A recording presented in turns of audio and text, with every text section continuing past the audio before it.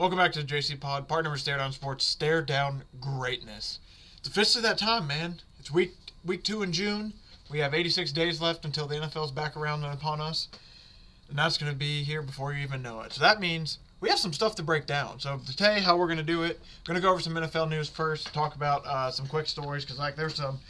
The Bengals are being the Bengals again, imagine that. So we got to talk about, there's some stuff to talk about there, just some more interesting news about some people missing minicamp, that's contract stuff, so we'll talk about that very quickly. And then we're going to go into the breakdowns, and pretty much how it's going to go. It'll be the same for every episode when it comes down to the breakdown. We will go over the two deep, I'll go over their schedule, I will then kind of just project how I see, and then I just basically project how I see their season going out, and I will also give... my thoughts and bets on some futures and some stuff that I like in the betting market side of it. And that's pretty much how every breakdown is going to go. This is, I think, officially this year 3 or 4. I think it's year 3 of me doing this now. Very, very excited, man. Our futures last year went really, really awesome, honestly. Futures went great. Two of my favorite ones that I gave out. Georgia Tech over 4.5. That was an awesome number. And James Cook over 4.5 touchdowns. I mean, that one is by far that's probably one of the best futures I've ever taken. I mean, James Cook over 4.5 touchdowns. I think that hit in week 6. I mean, it was absolutely insane. But I cannot wait. It's going to be a fun one. Today we have the AFC North, and I will get down to it when we get down to it. We got some NFL news to go over first, and then we're going to do 2 teams today, 2 teams Thursday, and then next week might be the NFC North. I don't know who it'll be, but it'll be an NFC team for sure. I'm thinking might just do NFC North, keep it rounded out, because I won't lie to you. I'm trying to find teams or leagues that I know I'm not going to bet too heavily on, and then also that we know are kind of set, because I won't lie to you. There's some of these teams in turmoil still with some of their positions. I won't lie to you. I was going to break down the Steelers like Aaron Rodgers was starting until I learned otherwise, so it's kind of nice that he started already because, hey, now that he joined them, not started, I mean, he's going to be a starter, let's be honest. But now that he's on the team, now it's kind of like, hey, can just start on that right away. So like I said, we're for sure going to do an NFC. I'm going to try to do an AFC one week, NFC next week, AFC, NFC kind of bounce around like that. But there's some leagues that I just know I'm going to bet more in because I like the way the teams are built. I have a little bit more familiarity with the team, stuff like that. And then there's just going to be some teams that they're going to be so bad. Like, for example, the Browns today. Probably only have 2 or 3 things. Or some teams are just going to be absolutely so bad that it's I'm going to have nothing, but I'm at least still going to go over over-unders, kind of talk about my thoughts on the schedule, and all that jazz. So, yeah, and that's pretty much going to be what the dance is going to be for today. So let's head on over. So to start off, I just want to breathe this because I like the saying. Myles Garrett said this at the Browns minicamp about Aaron Rodgers. I think it's a good opportunity to put him in the graveyard. And that was his thoughts on him joining the Steelers. I just love that wording, put him in the graveyard. Obviously, I think it's figuratively and literally because Myles Garrett does have a little graveyard of QBs he has, but also just a figurative. Love it. That's going to be probably one of the few highlights for the Browns this season, which we will get into shortly. Terry McLaurin's not going to be attending minicamp while he seeks a new deal. I think he's going to get up to $500,000 in fines if he skips the whole thing, but this is one of those things, they have to get this deal done, you would think, right? Especially with the new ownership, I assume that they're going to get this deal done. It's just going to be a matter of, I think it's just going to be a matter of time. Wouldn't be shocked if this gets done tomorrow, but I'm assuming it's going to be potentially another couple weeks. Obviously, I don't know for sure. I don't have anybody inside at the Commanders, but just from watching from afar, Terry McLaurin seems like one of those guys you just don't let leave your locker room. So I'm assuming they will find a way to compensate him somehow. And once he signs a deal, they're going to wipe away all these fines anyway with a signing bonus or anything like that. So they're going to find a way to get this done, I would assume, because, like I said, you don't let a guy like him walk out of the building. And they just got Deebo Samuel this year, so I don't think you sign Deebo Samuel just to let Terry McLaurin walk. I think you're going to want Jaden Daniels to have both those weapons. So look for this deal to get done at some point. Like I said, I don't really know when because it doesn't sound like he participated in voluntary workouts earlier this offseason, but he skipped the OTAs last week. So, I mean, it's one of those things where I think he's going to be around the team a little bit. But we're going to have to see when and if anything gets done. Like I said, I assume something will get done. Trey Hendrickson's not attending mandatory minicamp with his contract negotiation going on. His fines totaling will be just over $1,000 if he misses all 3 days. So $100,000. I might have said that wrong. So that's not going to be too bad for him compared to the $500,000 it is for Terry McLaurin. I would assume that this Bengals deal with him, I would not be shocked this takes forever. At this point, I don't know. I don't know why the Bengals are being so dumb about this. I'm on his side 100%. He's come out and he said this on the Pat McAfee show. He said this on other talk shows. He's come out and said that they said, we'll offer you a deal next year. We'll get this done. He played all last season, had a career year, and now it's the very next season again, and we're seeing them basically just go, I don't know. We have to see. Just anything they can do to just basically not pay him, which is just, it's just stupid. I just he deserves to get paid a little bit more, and the Bengals are just having issues with their money. I just don't get this. I don't get why they're letting this go on so long. They've already let Jermaine Pratt go. Sam Hubbard retired this offseason, so I mean they're losing a lot of defenders. So unless they're just going to completely flip it around, which it's starting to be like, man, Bengals, like you did something right by paying Jamar Chase and T. Higgins, but it's like either pay the guy or let him go. Like the longer they let this drag out, the uglier it just gets. It's going to cause even more issues. And we have a whole Shamar Stewart situation to talk about, which I guess I can lead into that just now. And it's just before we get to that though, it's just this whole point of like, yeah, when somebody gets cut or something happens when some bad plays, like it's whatever. But God forbid a player does something good and they ask for the money they're deserving of, and he's made it very adamant, like he wants to stay in Cincinnati. I would love to play, and the Bengals are just not getting this done. And that goes with the Shamar Stewart situation, where he hasn't signed his rookie deal either, and a lot of people were wondering, like, oh, he's trying to ask for more money, or his agents are asking for money, they're being dumb, or they're just not doing something right. Mike Florio's come out, and he's officially said that it's the Bengals basically trying something new, where they're I need to look this up. I thought I had it up already, but it's something like, it is wild what they're trying to report, like the Bengals are trying to do with the contract when it comes to Shamar Stewart. So I want to see if I can find this. Yeah, so the Bengals are basically trying to wedge a new clause into his rookie deal, which basically means they're trying to take out... so they're trying to make write a new contract language, make it easier to void guarantees for the first round rookie, and they're trying to do it like with... Because I think you can only void like the last year of their contract, and basically the Bengals are trying to make it to where, no, you can void a few more years ahead of that and void some other stuff. I mean, it's basically the Bengals being the Bengals trying to be the first ones. I mean, hey, yay for innovation, I guess, but this is like the wrong type of innovation. They're basically, because rookie deals are kind of set based on where, because it used to be like you signed in a rookie deal, you were getting paid sometimes more than like 5-year vets based on your contract. It's just like one of those things where it's just unbelievable that the Bengals are doing this. Not only are they not paying Trey Hendrickson, but now they signed a rookie and they're trying to do this whole new thing with the contract where they're like, hey, we're trying to avoid like years at the... It's just unbelievable, honestly, hearing all this from the Bengals. Hopefully they get it figured out for their fans' sake, because this is just like... I'm not going to lie to you. I don't want to say owner malpractice because that might be egregious, but this is just ridiculous at this point, because it gets to a certain point where it's like, hey, are you going to pay the guys who are performing well or are you just going to let them go? Like, do one or the other. Don't make it just this whole ugly situation. Then when it comes to the rookie contract, that's just...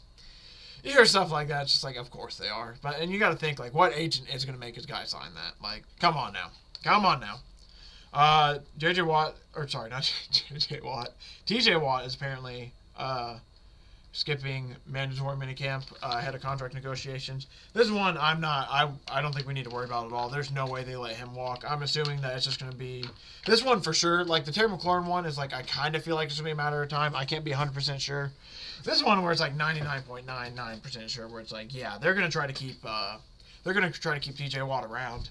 I just don't see why they would let him walk or not sign him to a deal. I think it's just a matter of time to see how much money he actually does get and what the deal ends up being. I just assume that... I don't think TJ Watt missing 3 days of mandatory minicamp is going to be a big issue at the end of the day either, so I think it will be fine there once they figure that out. Apparently Cam Jordan wants the Saints to trade for Jameis Winston and bring him back. I would love that. The way he got ran out of town was kind of bogus. He basically ran that QB sneak play against the Falcons to score a touchdown at the end of the game, basically. And then Dennis Allen at the time basically apologized to the Atlanta Falcons coach. It's like, hey, it's a rivalry, man. Let that stuff happen. And then that's basically my last memory of Jameis in New Orleans, and I love it. So I would love to see him go back there. Kirk Cousins is going to basically go to minicamp. He's not going to disrupt Michael Penix. Basically sounds like he's just going to be okay with being a backup and take off his money, which... You cannot blame him for that, because I'm assuming at some point if a team really needs a quarterback, they will talk to the Falcons and a deal potentially get done. Because you got to remember, he does have a no-trade clause, so Falcons can't just get rid of him. It kind of has to be on his terms, or they got to cut him. James Cook is going to be present for mandatory practice, which is basically sounds like a good sign for both of them.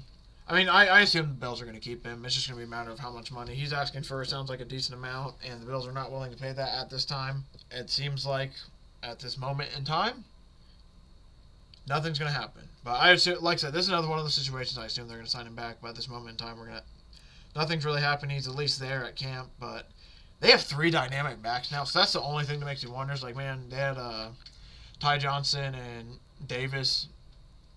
What's his first name? Can't think of his first name, but they had Davis and Johnson as other running backs. They both played pretty well last year, so it makes me wonder, like, do they get rid of James Cook? But with how good he has been and how much of an athletic freak he kind of is, I just, there's no way they let him go, right? Nick Chubb signs a 1-year deal with the Texans. I think that's going to be a pretty decent move, especially as a backup to Joe Mixon. We'll talk about that more when we break down the AFC South. I mean, that's literally probably. Let's be honest. That's probably going to be 2 weeks from now. I'm probably going to do that. I'm just going to assume Daniel Jones is going to be the starter, and if Anthony Richardson ends up being the starter for the Colts, not going to change the adjustments too much. If anything, maybe an extra loss or 2. Offense numbers might be down a tad. Jim Irsay's 3 daughters are going to have ownership of the team. The way it's going to go now is they said that Carly Irsay is going to be. Oh wait, hold on. Carly is the CEO. His daughter, Casey Foyt, is the executive vice president, and Kaylin Jackson, his other daughter, will be the brand officer. It's not too shocking that Carly's the CEO. She's kind of been the daughter that's been a lot closer behind the scenes. She's been the one who's wears the headset on the sidelines at a lot of Colts games just to listen in and kind of learn more. So, not too shocking, but it's going to be interesting to see what happens now with their ownership. I assume they wouldn't sell. But that's just going to be interesting to see what happens for the league as well. Because Jim Irsay was a huge, huge voice for the ownership as well. Now, obviously, that transitions to his daughters. I'm assuming they're going to get shown respect in that world. That's just going to be a different voice now. So it's going to be interesting to see just how that trickles down to the team, what changes and everything. But I'm assuming nothing will happen this season, but we'll be able to see in the future as the seasons go on. The Packers released Jair Alexander. I originally thought they might be able to get something done because Peter Schrager came out and made it sound like it was just a money issue and the two sides would eventually figure it out, but it sounds like Jair basically didn't back down. He assumes he's worth a certain amount, and now it's going to be time to see what happens with him in free agency. Another free agent, Jermaine Pratt, he got released by the Bengals as well. We talked about that a bit earlier.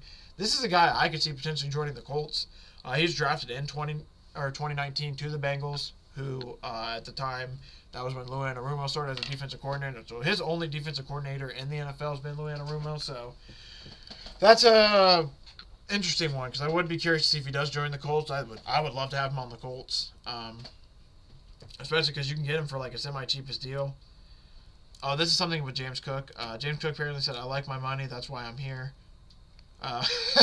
That's why he said he's at minicamp, but it's apparently it's going to be he's present, but it's unclear how he's going to participate at minicamp. But like I said, back to Jermaine Pratt. Would be very interested to see him on the Colts, but we'll see what actually happens with him now that he's been released by the Bengals. Just crazy, man. Aaron Rodgers, we'll talk about him joining the Steelers when we go more into that. But I think that's going to be it for news.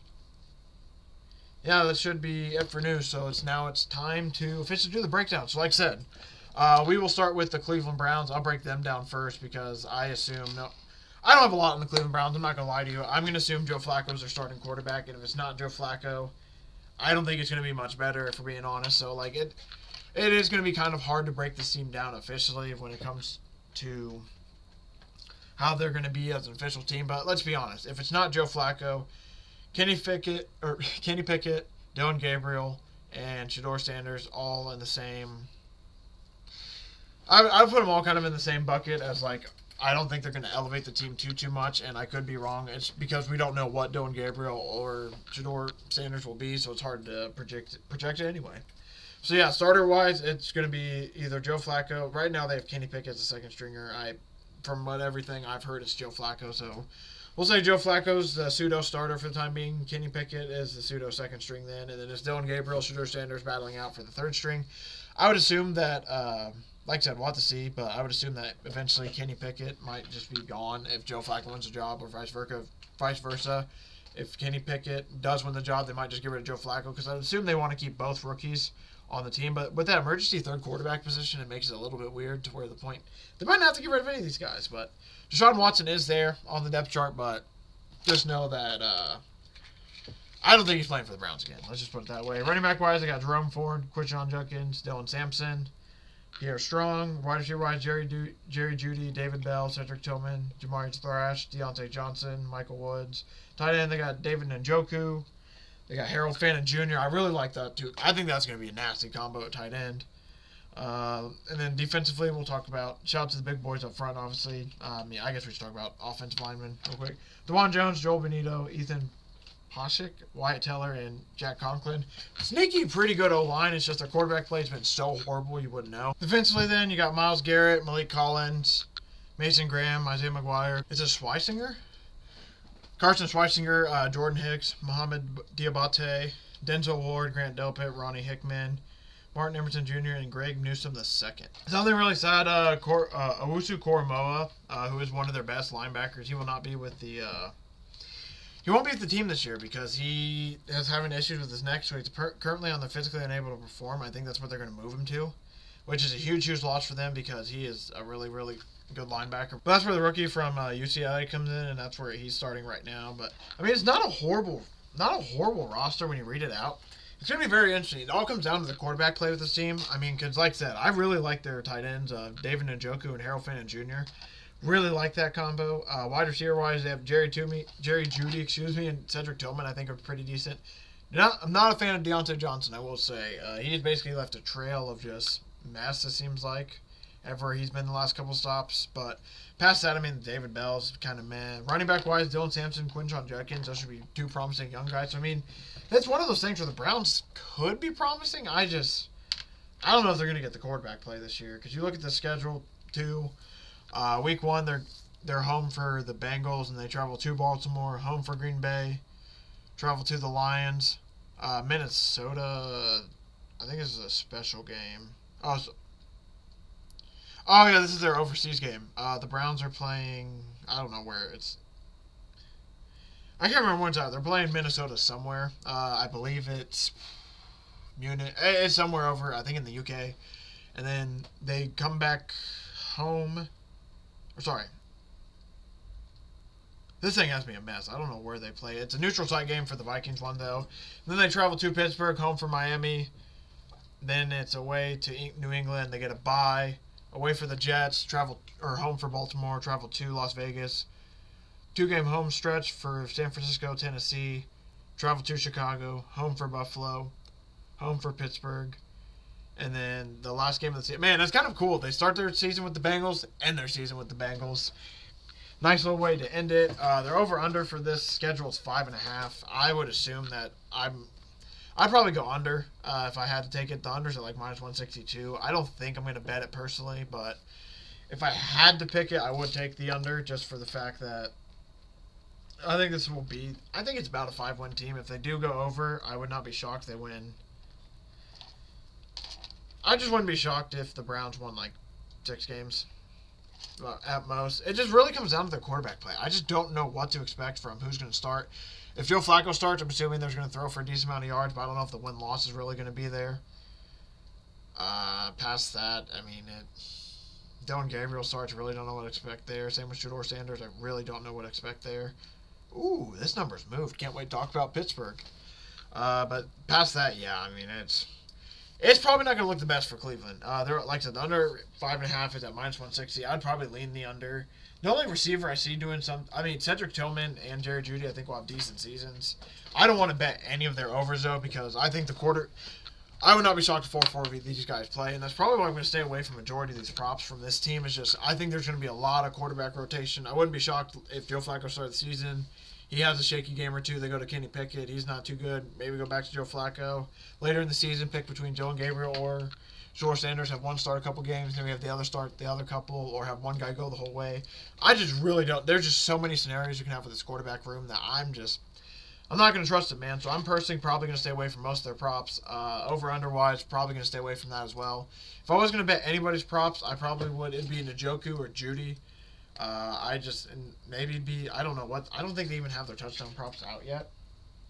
So at least I didn't see them on the two books I looked at, but I just don't, like I said, I still don't know what their quarterback situation is. If Kenny Pickett starts, the most passing touchdowns he's thrown in the season is 7. So then you sit there and it's like, ooh, that's not very good. I don't think I like that. And then, like I said, there's Joe Flacco where he might just have the issue of the turnover. I just can't. I won't lie to you. The more I look at it, the more I try to think to defend it. It's just like I just don't think I see myself getting there. Here we go. They do have some receiving touchdowns out. Let's see if it's anybody that... It is very early in the offseason, I will admit it. So the fact that some of these aren't up yet, I'm not too shocked. We'll eventually come back to it. But yeah, like I said, I might lean some Cedric Tillman, Jerry Jeudy passing props. But because of the quarterback man, why can't I speak today? Volatility. I just can't speak today. I don't know what's going on. Due to the quarterback volatility, I probably won't be taking anything. Because like I said, I don't think they win. I mean, shit, they probably won't get a win until, like, depending who starts, obviously, but I don't know if they'll beat Cincinnati. I mean, maybe. But then I just don't think they'll beat Baltimore. I don't think they beat Green Bay. I don't think they beat Detroit. I just don't know. I don't think they beat Minnesota. And then I could see them potentially beating the Dolphins or New England, maybe. If not, maybe the Jets week 10. So you're talking like week 8, 9, in my opinion, until they get a win, which is just not good. Like I said, it all comes down to quarterback play. If their quarterback play is actually really good, this is a team that can be like sneaky good. That's a nice thing. It's like they have a sneaky roster. That's kind of why I'm staying away from a lot of this stuff, because if Shedeur Sanders plays like he played at Colorado and he like some of those good games, like that's a team that could win 10 games, win 8 games. It's just so they play some of the tougher teams, like obviously because they have Baltimore in the division. Baltimore twice is rough. Pittsburgh twice is rough, so it's Cincinnati. But I mean, playing Detroit kind of stinks. But you get Miami in there, you get New England, you get the Jets. Those are teams that aren't the greatest, but some maybe project to be better than the Browns a bit, but they aren't going to be amazing. They could definitely beat the Titans, I think. 49ers will project to be a little bit better, obviously. Buffalo's going to be a tough one. Chicago, that's kind of up in the air. But like I said, if Joe Flacco plays even decent too, they could definitely win some of these games. It's just definitely where the talent's lacking a little bit is the wide receiver room. They could definitely use one more wide receiver. I love their tight ends. That's probably my favorite part about this team besides Myles Garrett. It's just their pass rushers. Absolutely love not pass rushers, my goodness. Their tight ends. Love their tight end room. Very excited to see what happens with it. But yeah, overall for the Browns, like I said, I don't expect too much from them this year. If anything, maybe 6 to 7 wins. I feel like this is more of a build year into next year, honestly. I feel like maybe this year they'll find, like, okay, Dylan Gabriel's our guy, or hey, Shedeur Sanders is going to be our guy. I think that's mainly what this year is going to be used as, and anything more they get from it is probably a plus. Like, if they can maybe make the playoffs, I don't think so, but if they can make the playoffs, it'd be awesome. If they could get, like, 8, 9, 10 wins to, like, build some momentum, that'd be awesome for them, but it's not the hardest schedule. Truly, their schedule's not the hardest, but it's definitely not the easiest. Like, they truly have some tough games in there, but they also have the benefit of a week 9 bye, so it's kind of in the middle of the season to recollect themselves. But like I said, if I had to bet anything, it'd be the under. Player prop-wise, I might take Jeudy or Cedric Tillman. But there is Myles Garrett to win Defensive Player of the Year is plus 700. That's never a bad option if you are going to bet on that team, but well, I do. Like I said, Brown's not going to take anything there, so I don't have anything there for you guys. But a team I might have something for is the Steelers. Steelers, obviously we'll get there in a minute, man. I'm getting excited. I forgot. We got to talk about their too deep. Aaron Rodgers obviously signed. It seemed like this was the inevitability, so let's not act like we're shocked. He pretty much kind of came out and said... and it's been said to me that he talked to them saying he won't be able to be there for mini camp or whatever. Or OTA, sorry. He won't be able to be there for OTAs, but he can't commit. It sounds like stuff was going on, like people had cancer in his life, some other stuff. But then he signs with the team, and now he's going to be there for mandatory mini camp. He's going to golf outings and everything. So it sounds like he's all in as Pittsburgh Steelers quarterback officially, which makes him the starter. Mason Rudolph and Will Howard will be, one of those two will be his backup. I assume Mason Rudolph, and then Will Howard will be the third stringer. Jalen Warren and Caleb Johnson will be the starting running backs. I would assume Caleb Johnson will eventually take it over from Warren. But we'll have to see there. And then Kenneth Gainwell is the backup to him. They also have Trey Sermon. Shout out Trey Sermon making it to the Steelers, man.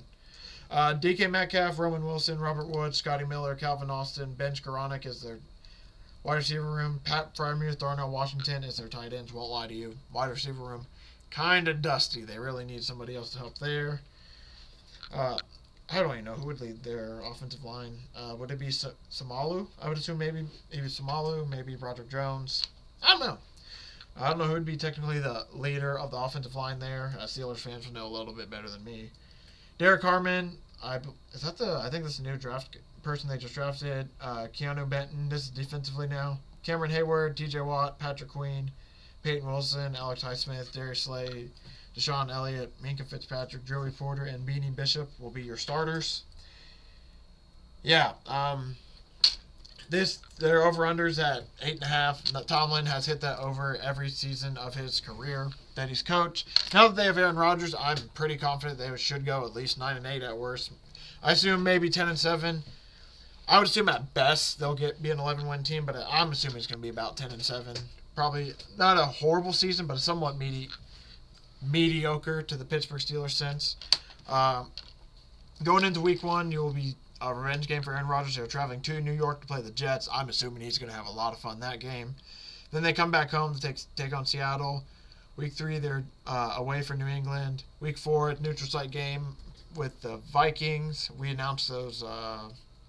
I can't remember where they're at, but we announced them earlier in the offseason, like where some of these games are going to be played at that are not going to be in the United States.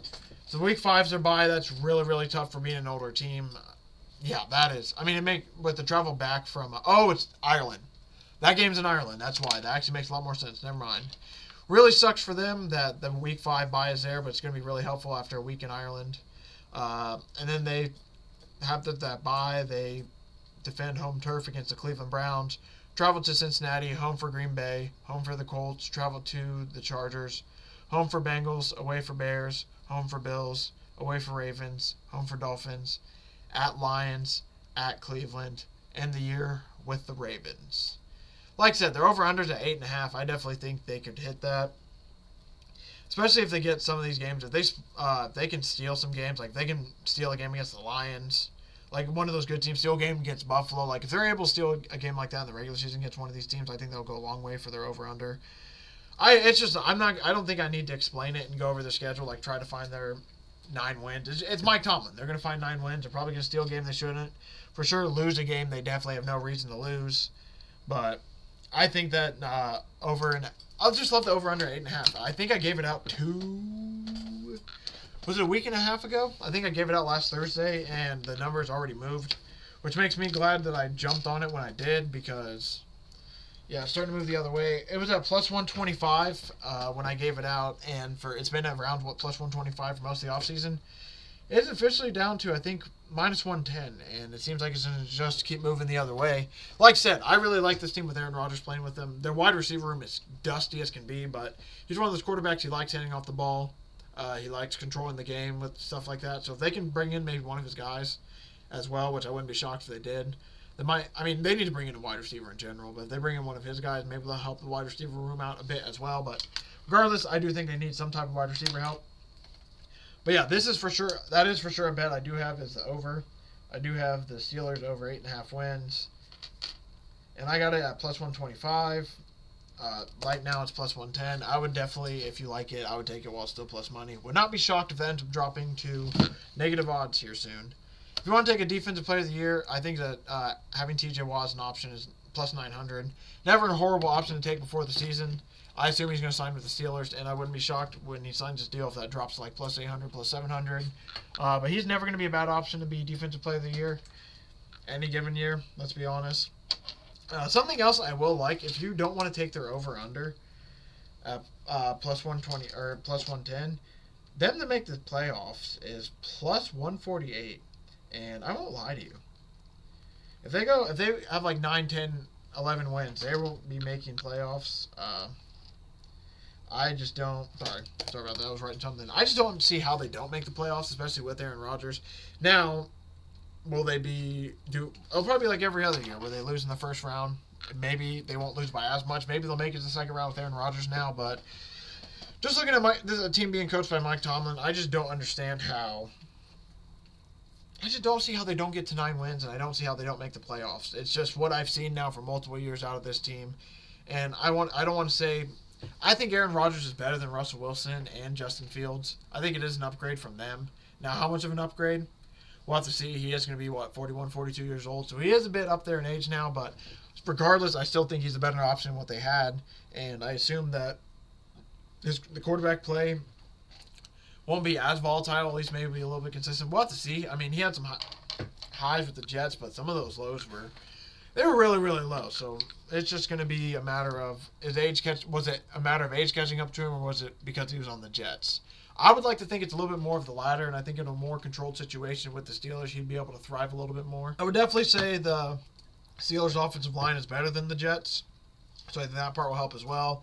I think that they're I don't want to say the running backs are better than Breece Hall. I can't remember what Breece Hall's backup is in New York, but I don't want to say it's better than those two. He wears number 0. What's his name? Can't remember. But I don't want to say the running backs are better than them, but they're at least potentially comparable. I don't know about that, but regardless, though, I do think this team is overall constructed a bit better. My wide receiver might be a little bit more dusty, but you trust the leadership up top definitely a little bit more, so it all kind of balances out in itself. There are 2 bets I'm interested in that I have not taken. And I'm unsure. I'm just unsure officially if we're going to take them or not. This is what they are. Okay, so it's Aaron Rodgers over 23.5 passing touchdowns. Aaron Rodgers over 3,200 passing yards. I was looking at his stats, and it's one of those things where it's he's done it the last couple. And the only thing that scares me is it's not like he's a young guy ascending. He is an older guy that is definitely past his prime and definitely on the back 9, if not basically on hole. Let's be honest, he's on hole 16, probably 17, 18 even. But I was looking at his stats, and last year with the Jets, even with the mediocre season, he played 17. He threw for 3,800 yards, 28 touchdowns, 11 interceptions. And in 2022, and that's as far back as I go, he threw for 3,600, 26 touchdowns, 12 interceptions. So it's okay, his touchdowns, he gained 2 on the touchdowns in that time. He gained 200 yards. But I'm just looking at it where it's all right, and it's basically a game of stats or whatever. And you got to remember, it's an 18-game schedule. I don't know if he's going to play all 18 per se, but I was just looking at the stats. It's man, those numbers are just low enough where it's I might consider it. I definitely think, and both of these are minus 114, so if one hits, it might cancel out the other, just slightly, depending on how much money you put on it. I don't think that math works out totally, but basically, I'm thinking about honestly taking those 2 because I don't think I'm going to take too much. I'm for sure taking the Steelers to make the playoffs.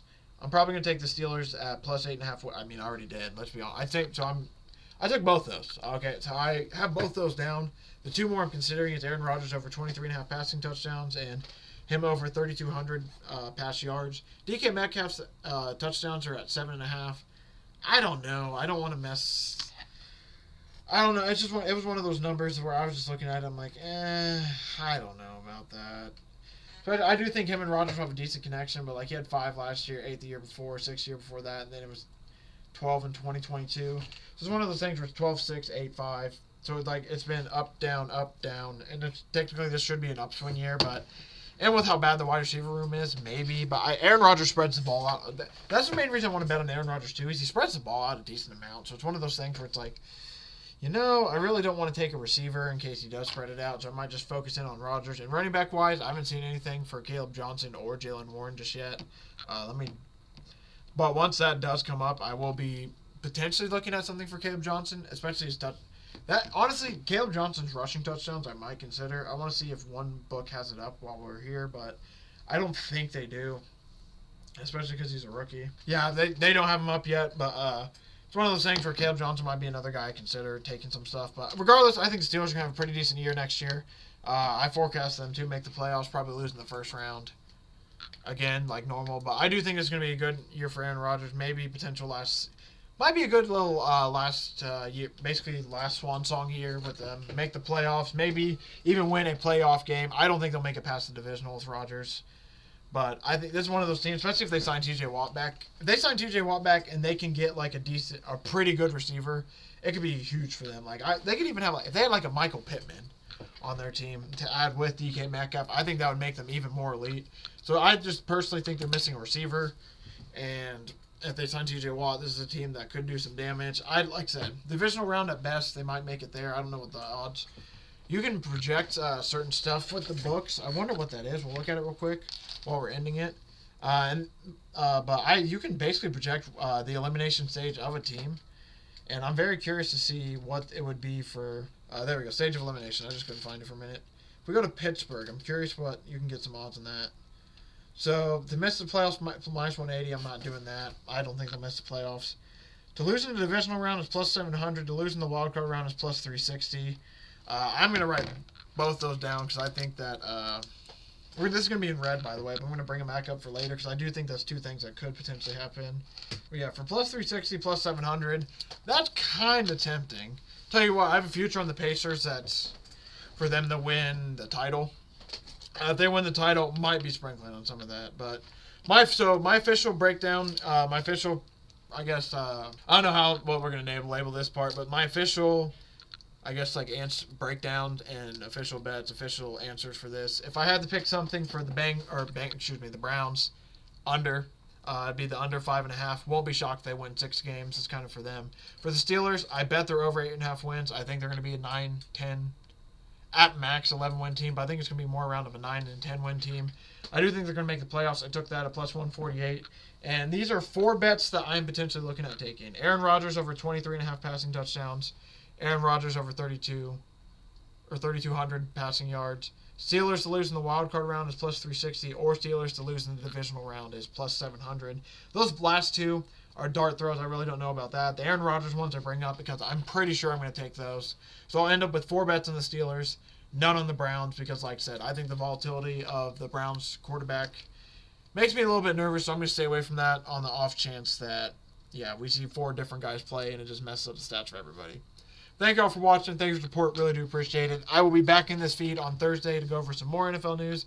Maybe talk some college football news if there's something big there. And we will finish breaking down the AFC North with the Baltimore Ravens and the Cincinnati Bengals.